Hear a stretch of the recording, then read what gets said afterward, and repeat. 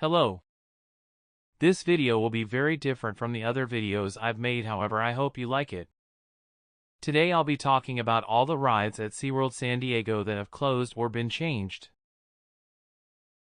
The first ride I'll talk about is Submarine Quest. Opening in 2017 and closing the same year, Submarine Quest was an indoor and outdoor ride hybrid. It was supposed to simulate being underwater, however it failed mainly because of its bad theming and boring story. It also got upstaged by LEGO City Deep Sea Adventure at Legoland, California, which was actually underwater. It got replaced partially by the new Jewels of the Sea Jellyfish exhibit. I've done neither, so I can't say if the change was good or bad, however for a person with a more in-depth look, watch Defunctland's video. The next ride, or I should say land in 3 rides, is the Sesame Street Bay of Play. Opening in 2008, Sesame Street Bay of Play contained 3 rides. Elmo's Flying Fish, Abby's Sea Star Spin, and Oscar's Rockin' Eel. The land got replaced in 2023 and turned into Rescue Junior. Elmo's Flying Fish became Rescue Rider, Abby's Sea Star Spin became Tidal Twist, and Oscar's Rockin' Eel became Rescue Raptor. They're pretty much the same, just a visual and a name change.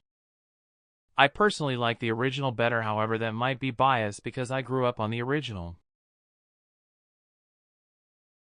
Next on the list is the Wild Arctic Simulator.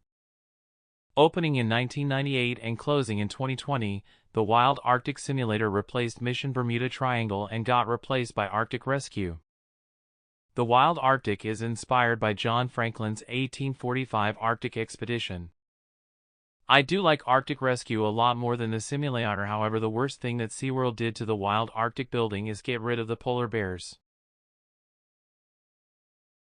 The next ride I'll talk about is the only roller coaster that got closed at Seaworld San Diego. You know it, you probably hate it, it's Tidal Twister.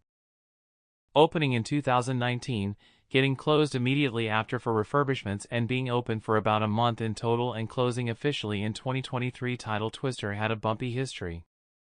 One thing cool about Tidal Twister is that there was a chance of having a backwards or forward cycle.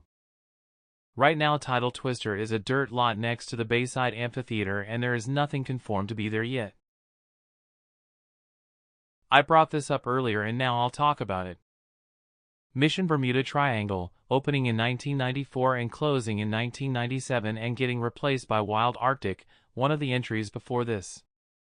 Mission Bermuda Triangle was trying to compete with the other simulators in competing theme parks. There is not much to say about Mission Bermuda Triangle as it was only open for 4 years. This next ride hasn't closed, however it has changed a lot. Journey to Atlantis, opening in 2004 and is still open, but under a refurbished as of this video's making is a water coaster hybrid. It used to look like a rocky ocean ruin, but now it looks like an oversized fish tank because the San Diego City Council made them change it. Another thing that has changed about Journey to Atlantis is that there were screens in the elevator. Also now the story is weird, it used to be about saving animals but now it's about being a tourist. I hope the refurbishment brings some of the good back into this ride because it really needs it. The ride I'll talk about next closed recently. It is the one and only Aqua Scout. Opening in 2017 and closing 2024, I missed this ride as it was actually a little thrilling. It closed because it cost a lot to run as that ride style isn't as common as your carousel, teacups, or swings. I went in December and there were just picnic benches and the ride operating shack. This next thing I'll tell you is more of a fun fact, however when Emperor was first announced it was going to be called Mako, similar to SeaWorld Orlando's roller coaster. I wonder if it would have been purple and it was changed because of the San Diego City Council. This is also a kind of change more than a ride. Manta is pretty much the same as it opened, however what I'm going to talk about is Merry Manta and Manta Madness. These were overlays in the first launch of Manta. When I first went on Manta it was Merry Manta and I personally prefer Merry Manta.